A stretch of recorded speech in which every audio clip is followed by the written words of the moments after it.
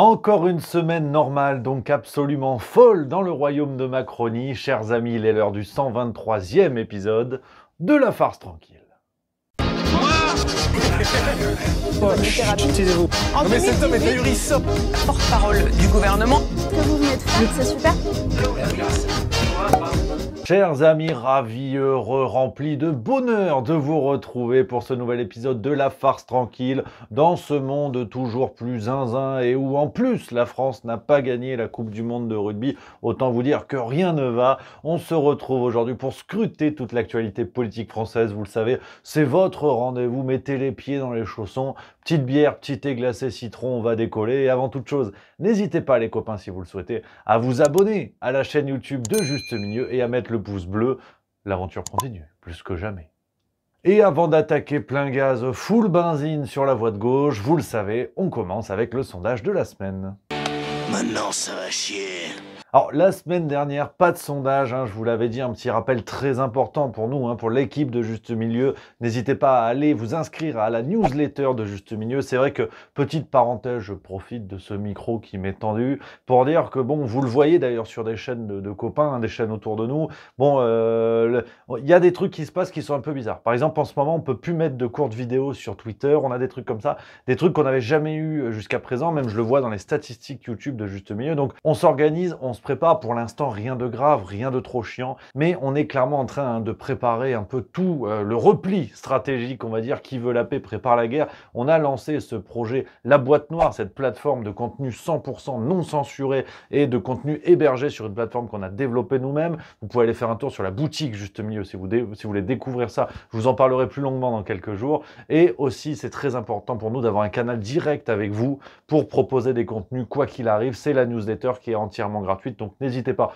à vous inscrire, lien en description. Cette parenthèse a été très très longue, tout ça pour dire qu'il n'y a pas eu de sondage la semaine dernière. Je vous faisais juste ce rappel-là de l'importance voilà, d'être en contact avec vous sur des biais autres que les réseaux sociaux. Et cette semaine, nouveau sondage que je vous propose dans ce contexte que vous connaissez bien, contexte plus que terrible, plus que lourd actuellement. Et c'est une question qui revient, c'est un peu un fil rouge qui sépare nos individus politiques dont on va parler aujourd'hui, qui sépare beaucoup de gens, mais une question que je voulais vous poser pour avoir une tendance, cessez-le-feu en Israël pour ou contre. C'est un sondage pour avoir votre avis sur cette question-là qui divise beaucoup de gens. Résultat, la semaine prochaine. Chers amis, vous connaissez désormais la chanson. On va attaquer avec le contexte général, les actualités générales qui ont marqué la vie politique française. Et quand je vous parle de quelque chose de très routinier, on y est. 15e 49.3 utilisé par Elisabeth Borne dans la nuit du 30 au 31 octobre. Aussi, sur le fondement de l'article 49, alinéa 3 de la Constitution, j'engage la responsabilité de mon gouvernement sur la troisième partie et l'ensemble du projet de loi de financement de la sécurité sociale. Alors, on va être très clair, vous connaissez la maison chez Juste Milieu, je ne vais pas entretenir le suspense comme tous les autres médias. Il était acté dès le début que concernant le projet de loi de programmation des finances publiques, le gouvernement allait vadrouiller qu'avec des 49.3. C'est prévu dans la Constitution que dans le cadre de ces projets de loi liés aux finances publiques, il y ait un recours illimité au 49.3. Jamais le gouvernement s'en est caché. Donc ceux qui entretiennent un suspense en disant « ouais, c'est pas bien, on va faire autrement et tout », ça n'est pas vrai, c'est acté et le gouvernement a tout à fait le droit. Et aussi, petit rappel pour arrêter une fois de plus de faire les vierges effarouchées, pour le projet de loi immigration, je vous l'annonce déjà, il y aura également un 49.3. C'est pour ça que la réforme des retraites avait été intégrée dans le projet de loi de financement de la sécurité sociale. C'était pour économiser ce recours au 49.3 qui est prévu dans les fenêtres parlementaires. Donc je vous le dis, pour la loi immigration, c'est pareil. Vous allez voir tous les partis politiques qui vont vous faire de belles promesses de lutter, de vouloir changer des lois, mettre des amendements. Mais finalement, ils finiront tous avec cela dans le rectum. C'est cruel, mais c'est comme ça. Sinon, pour vous dire que tout va bien en Macronie et que finalement les esprits grognons sont des gens qui ne comprennent pas ce qui se passe. On a eu Amélie Oudéa-Castéra qui était en toute détente et qui, concernant les Jeux Olympiques de Paris 2024, nous a expliqué que les étudiants seront fiers de se dire qu'ils peuvent prêter leur logement pendant 2 petits mois d'été.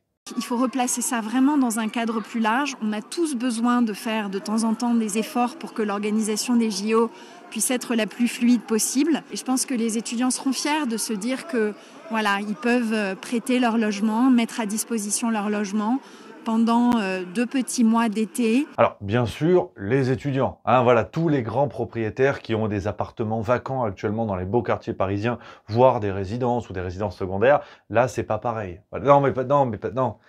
Arrête, parce que ce serait de la démagogie que d'attendre, voilà, des plus riches qu'ils fassent aussi un effort, dans un effort collectif, qui est quand même bien l'image du sport. Tous ensemble, hey. Hein, voilà, il faut quand même le dire. Et là, non, Amélie Oudéa-Castéra, les étudiants, c'est bien, parce que ça forge la jeunesse, comme dirait Brigitte Macron. Donc, sinon, on continue. On a Elisabeth Borne encore, qui, le 26 octobre, nous expliquait, alors, contre les jeunes délinquants. Voilà, je précise, parce que c'est pas évident.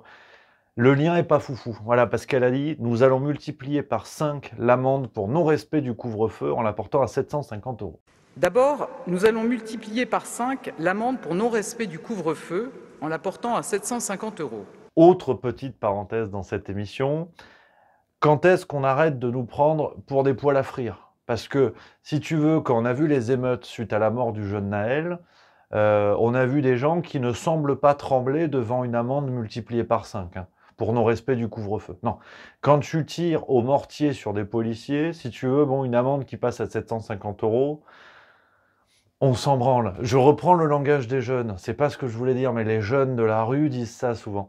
Et c'est vrai que Elisabeth Borne, qui tente de nous faire croire que l'augmentation de cette amende, elle est censée faire peur à des racailles qui de toute façon ne respectent pas la loi, c'est un petit peu cocasse. Voilà. Hein. Par contre, la multiplication de l'amende, elle peut faire peur en cas de réinstauration du couvre-feu. Alors là, je suis complotiste. Voilà. Non, mais alerte, parce que j'ai bien révisé mon Rudi Reichstadt et ça, j'ai pas le droit de le dire. Donc je précise, je vous dis de la merde. Mais dans le cas où un jour un couvre-feu est réinstauré. Non mais c'est pas vrai! Pour soucis sanitaires, soucis de guerre, soucis de je sais pas quoi. Il y aura un souci. 750 €, ça fait peur aux couches basses de la société. Pour qui c'est un vrai budget? Pour les gens honnêtes qui respectent la loi, si tu veux. Et sur qui tu peux taper pour non-respect du port du masque, par exemple. Voilà, ça fait peur à ces gens-là. Donc voilà, petite parenthèse, je ne sais pas ce que vous en pensez, dites en commentaire. Et c'est pas tous les jours qu'on a une décision politique plutôt bien foutue, donc il fallait en parler aujourd'hui, c'était le 25 octobre. Le Sénat, qui en commission, adopte une proposition de loi pour interdire l'écriture inclusive. Voilà, il faut quand même le souligner. Alors, ce qui est intéressant, c'est que même Emmanuel Macron, qui est souvent habitué quand même à la mettre à l'envers, aux institutions. Voilà, j'avais pas fini ma phrase. Même lui, il a validé l'idée. Ouais, 30 octobre, il a inauguré la Cité de la langue française. On ne sait pas ce que c'est. Personne ne sait ce que c'est. Mais bon, c'est un bâtiment qui coûte très cher et il y a écrit Cité de la langue française. Donc c'est comme ça. Il était content. C'est comme un nouveau joujou. Il a eu son Action Man, si tu veux. Voilà. Il a eu plein de joujous. Avant, il a eu des gouvernements différents. Il a eu son nouveau joujou, Elisabeth Borne. Mais il fume le joujou, donc c'est un peu flippant. Là, il a le nouveau joujou, c'est la Cité de la langue française. Donc il va jouer un petit peu avec. Mais même Emmanuel Macron a dit l'écriture inclusive, ça suffit. Nous avons besoin du français pour former la France. Elle est sa langue, le riche legs indivis, déposé dans son oreille ses livres, ses lois, par des générations. Il y aura toujours de multiples langues dans la République et une langue de la République. On va y aller partie par partie. On commence avec La République En Marche comme d'habitude et le grand n'importe quoi qui continue, hein, et c'est Carl Olive. Hein. J'ai pas fini ma phrase, arrête. Je sais que n'importe quoi et Carl Olive, ça va de pair. C'est comme Rémi et Boué au niveau du bidon. Mais c'est comme ça. Arrête, j'avais pas fini, parce que Carl Olive, il était sur Europe 1 le 31 octobre. Et il a dit, Jean-Luc Mélenchon est un danger pour la société. Il devrait être fiché S. Je vais vous le dire, Jean-Luc Mélenchon est un danger pour la société. C'est un danger pour la société. Un danger. Il devrait être, je vais vous le dire. Pour la société? Il devrait être fiché S. Il est bien plus dangereux, Jean-Luc Mélenchon, qu'un certain nombre de fichés S dans notre société. Voilà, alors loin de moi l'idée de défendre Jean-Luc Mélenchon. Puis à l'heure actuelle, loin de moi l'idée de défendre quiconque. Mais Gérald Darmanin qui va discuter avec l'imam Iqiyoussen il y a un paquet d'années, ouais, en vue des élections municipales à Tourcoing pour être réélu maire. Donc on passera sur le clientélisme, mais est-ce que ça, du coup, faut être fiché S? Est-ce que c'est dangereux d'être en contact avec l'imam Iqiyoussen, qui est lui-même assez controversé? Voilà. Non, mais juste pour savoir à quel point Carl Olive est une pompe à vélo. C'est juste pour situer le truc sur le rayon Décathlon, en termes de gamme. Est-ce qu'on est tout en haut? Je sais pas. Et d'ailleurs, en parlant de pompe à vélo, parce que la compétition est ardue, c'est Prisca Thévenot sur LCP, qui le 30 octobre, hein, nous a dit être français. C'est elle qui en parle le mieux, écoute. Et celui qui me dit que regarder le drapeau se lever et chanter la Marseillaise, c'est être militaire, non, c'est être français. Je suis désolée. Et puis sinon, hein, pour ceux qui se posaient des questions un petit peu sur ce qui se passe aujourd'hui pour comprendre le contexte, la complexité de l'histoire, Aurore Berger nous a livré son avis géopolitique le 1er novembre sur Europe 1. Évidemment que toutes les vies se valent, la question elle n'est pas là. La question c'est juste qu'à un moment, vous avez une différence fondamentale entre un groupe terroriste, islamiste, qui représente une menace, non pas juste pour Israël, mais qui représente une menace comme n'importe quel groupe terroriste islamiste pour l'ensemble des démocraties, et en face, une démocratie. Oui. Voilà, alors c'est vrai qu'Aurore Berger qui te donne un avis géopolitique, c'est Bertrand Cantat qui t'explique les bonnes manières avec les femmes. Voilà, tu as une dichotomie qui peut être problématique à un moment donné de la discussion. Mais il n'empêche, nonobstant, que c'est pas inintéressant, puis elle est dans le gouvernement, je veux dire, elle est quand même ministre des Solidarités. D'ailleurs, il faudrait aussi m'expliquer ce que c'est ce nom de ministère. Bon, c'est pas le sujet. On continue avec le Rassemblement National, pareil, qui a été en roue libre. On l'a déjà dit les semaines passées, le Rassemblement National qui se rachète une ligne de conduite en profitant de ce qui se passe dans ce contexte géopolitique entre Israël et Palestine. Le RN qui veut montrer une bonne fois pour toutes qu'il n'est pas un parti antisémite et profiter de la diabolisation inversée qui est faite contre la France insoumise. Regardez les médias, ça se constate assez facilement, quelles que soient nos idées et nos idéologies. C'est Julien Audoul qui était sur France Info le 28 octobre, et c'est vrai que son intervention souligne une question quand même. Parce que l'extrême droite est-elle si antisémite avec de tels partis pris, parce qu'il a déclaré « Nous ne faisons pas de différence, quand un enfant meurt, qu'il soit palestinien ou israélien, c'est toujours un drame. Pour autant, on ne peut pas mettre sur le même plan ce qui s'est passé. » Nous ne faisons pas de différence. Vous savez, quand un enfant meurt, qu'il soit musulman ou juif, qu'il soit palestinien ou israélien, c'est toujours un drame. Pour autant, on ne peut pas mettre sur le même plan ce qui s'est passé. C'est vrai que bon, autre parenthèse dans cette vidéo, il y a beaucoup de parenthèses. Je m'interroge parce que ça fait quand même des décennies qu'on nous explique l'extrême droite, c'est un scandale, l'extrême droite, antisémite. Bon, là, la plupart de nos médias se rangent du côté du gouvernement de Benyamin Netanyahou, qui est un gouvernement d'extrême droite. On aime, on n'aime pas, c'est pas le sujet. Mais c'est juste pour savoir, leur propagande liée à l'extrême droite, elle commence quand et s'arrête quand. Parce qu'aujourd'hui, le RN n'est plus du tout dépeint comme un parti antisémite héritier de Pétain. On ne sait plus, en fait. Moi, j'essaie de suivre, j'ai mes fiches, mais il faut me préciser, parce que mes émissions n'ont ni queue ni tête, d'ailleurs. Et bon... Autre parenthèse, dans la parenthèse, donc vous mettez des crochets, il y a une vidéo qui arrive sur Juste Milieu, dans, je crois que c'est demain, si vous regardez aujourd'hui ce mercredi 1er novembre, demain, vidéo spéciale sur Israël-Palestine, avec un traitement Juste Milieu que je vous réserve. Je voulais l'évoquer avec vous, mais à ma manière. Le rendez-vous est donné. Bref, on continue avec le Rassemblement National. C'est Marine Le Pen aussi qui était sur France 3 le 29 octobre. Bon, alors elle redécouvre l'intérêt du référendum concernant l'inscription de l'IVG dans la Constitution. Elle nous a dit ceci. C'est-à-dire que pour les sujets sociétaux, il faudrait organiser des référendums. Vous auriez préféré un référendum sur l'IVG? Mais sur tous les sujets... Non, mais en l'occurrence, là... Voilà, alors Marine Le Pen est très intéressante. C'est qu'elle redécouvre le référendum quand ça l'intéresse. Parce que l'idée de référendum pour sortir de l'Union européenne, on n'a plus de nouvelles. C'est un petit peu comme Colonel Rayel. J'écoute. On sait plus où ça en est. Ça a existé, ça a marché à un moment donné, mais il n'y a plus de Colonel Rayel. Donc les idées de Marine Le Pen qui sont des sortes de Colonel Rayel ou de Camaro de la politique, on ne sait plus. Et aujourd'hui, quand elle te parle de référendum, c'est un petit peu fort de café, tu vois. Et elle nous a aussi précisé, parce que ça commence à sentir le soufre avec Bardella. On voit bien que les deux vont se tirer la bourre, les deux sont en position, et elle nous a précisé. Je souhaite proposer un ticket Marine Le Pen à l'Élysée, Jordan Bardella Matignon. Proposer aux Français, à la prochaine présidentielle, une forme de ticket, de duo avec Jordan Bardella. À lui, Matignon, et à Marine Le Pen à la présidence de la République et Jordan Bardella à Matignon. Je pense que c'est efficace. Ouais, alors à mon avis, le ticket, là aussi, elle va se le ranger dans la poche arrière. Parce que petit prono, alors on sait comme je suis bon en pronostic sportif, j'avais prédit la victoire de la Géorgie en Coupe du Monde de football. Donc je suis quand même assez calé. Je pense que Bardella va lui mettre à l'envers. Alors on a de la route, d'ici 2027, c'est pas le sujet. Peut-être que la planète Terre sera fendue en 4 d'ici là, donc voilà. Ferme ta gueule. Mais moi je vous dis que Bardella va la mettre à l'envers. Ouais, il va faire le bon soldat jusqu'au bout, puis à un moment donné, hop, il va retourner le truc pour se présenter lui-même. Et Tata Marine, elle va dégager, parce qu'en plus, les gens vont se dire, bon, en plus, il a raison, elle a déjà perdu 2 fois, au moins lui, il l'aura perdu, mais qu'une fois.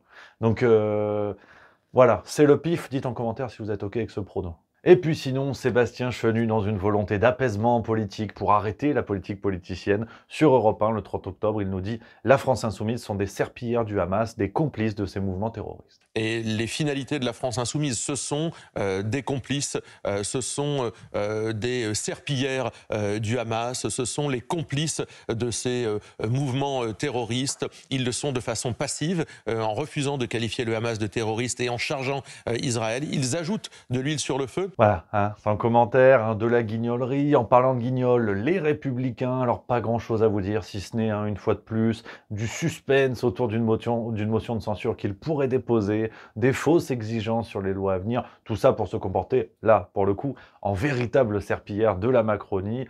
Si vous voulez, les LR sont des opposants qui résistent autant que Gérard Depardieu dans une charcuterie.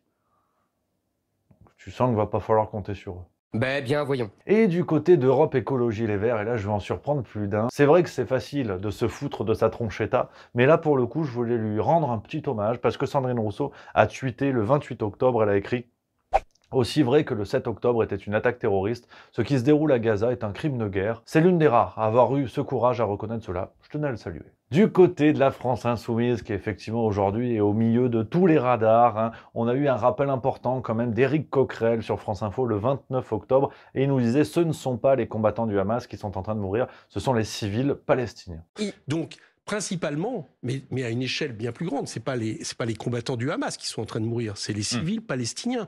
Et les gens qui bombardent de manière intensive des immeubles et autres, et même y compris des infrastructures de santé, y compris des journalistes. Je vous rappelle qu'il y a plus de 27 journalistes qui sont morts maintenant depuis le début des conflits. Et des personnels humanitaires aussi. Ça très bien ce qu'ils sont en train de faire. Un rappel important qui est inaudible. Malheureusement, la France insoumise s'est pris les pieds dans le tapis avec ses positions trop divergentes, trop opportunistes, trop contradictoires aussi par moments. Donc aujourd'hui, ces messages-là qui sont importants à rappeler, malheureusement, du côté de la France insoumise, ça a été un tel n'importe quoi depuis le début du conflit que ça devient difficilement audible, d'autant qu'il y a une vraie campagne médiatique contre eux, on peut le rappeler, une campagne qui rappelle d'ailleurs l'entre-deux tours des élections présidentielles 2017 et 2022, où tout le monde encourageait Marine Le Pen avant le premier tour, c'était super, et à l'entre-deux tours, on voit la machinerie médiatique qui s'inverse, et aujourd'hui, c'est ce qui se passe contre la France insoumise. Ils le cherchent bien parce qu'ils ont des propos plus que problématiques pour certains, cadres LFI, pas tous bien évidemment, mais on a aussi une machinerie médiatique qui insiste bien pour reconfigurer l'échiquier politique et extrémiser toujours un petit peu plus les extrêmes et rendre la Macronie comme le seul parti audible et entendable dans ces situations-là. Petite analyse. Du côté du Parti Socialiste, on a Anne Hidalgo. Alors, j'en ai vu des doigts d'honneur, j'en ai vu. Mais alors celui-là, franchement, un doigt d'honneur, collier de fleurs, supplément sable fin, quand ta ville est remplie d'ordures, fallait oser. Parce que Anne Hidalgo nous fait une tournée, elle a pris l'avion, elle est allée à droite à gauche, on en parlait la semaine dernière, pour aller danser sur du Magic System, et là elle est à Tahiti. La maire de Paris, Anne Hidalgo, est en visite aux Fénois, une visite non officielle toutefois, par Urbanité Républicaine. Elle a rencontré ce matin le président Broderson. Elle est à Tahiti, alors le motif officiel, c'est pour vérifier les installations de surf pour Paris 2024. Voilà, parce que ce qu'on ne savait pas, c'est que Anne Hidalgo, elle a des connaissances dans tout ce qui est charpente et spot de surf. Parce que son vrai nom est Anne Hidalgo Lulu. Elle vient de Hawaï, en fait. Donc, non, mais je sais, c'est surprenant. Donc voilà, elle connaît, en fait. Elle y allait quasiment toute seule, avec 3-4 clampins de sa cour royale, et ils sont allés là-bas. Alors, le problème, c'est qu'au départ, c'était pour un week-end. Après, on a appris dans les médias qu'elle rendait de la visite à de la famille là-bas, en plus des missions officielles qu'elle avait. Et le Canard enchaîné du 25 octobre a révélé que finalement, elle avait prolongé de 2 semaines. Voilà, elle serait là-bas jusqu'à mi-novembre, à titre privé. Voilà. Alors, qui paye quoi ? Parce qu'on sait déjà qu'Anne Hidalgo est assez rétive à l'idée de filer ses notes de frais. Il y avait une enquête quand même d'un journaliste hollandais. C'est allé très très loin, tu vois, pour la forcer à révéler tout ça. Et là, on ne sait pas. Donc voilà les amis, une semaine encore bien chargée. Mais on finit avec la pépite de la semaine.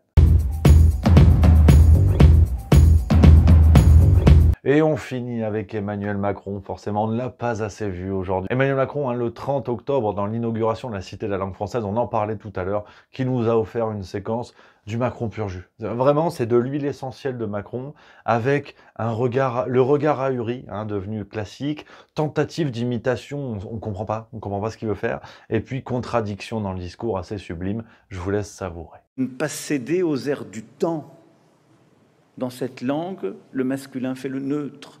On n'a pas besoin d'y rajouter des points au milieu des mots. Toutes celles et ceux, pour celles et ceux qui défendent celles et ceux, et toutes celles et ceux, de celles et ceux qui la portent. Grâce à vous toutes et tous. Dans cette langue, le masculin fait le neutre pour nous tous et toutes. Voilà, le masculin fait le neutre, un très bel hommage à peut-être une personne qui lui est chère, c'est pas le sujet les amis. J'espère que vous avez passé une bonne émission, je vous l'ai dit, semaine chargée qui arrive, on est le 1er novembre si vous regardez la première diffusion de cet épisode de La Farce Tranquille. On se retrouve demain pour une vidéo spéciale Israël-Palestine et je vous donne rendez-vous vendredi pour une vidéo exceptionnelle sur Elon Musk. On va secouer un petit peu le cocotier et dimanche, nouvelle interview sur la chaîne. Beaucoup de choses parce qu'on se lâche pas, on reste ensemble quoi qu'il arrive, malgré les désaccords, malgré les mésententes, malgré le contexte plus que lourd, on reste ensemble, on garde la banane, on fabrique nos désaccords et on muscle nos neurones. C'est le plus important. Allez, je vous embrasse, prenez soin de vous. À bientôt.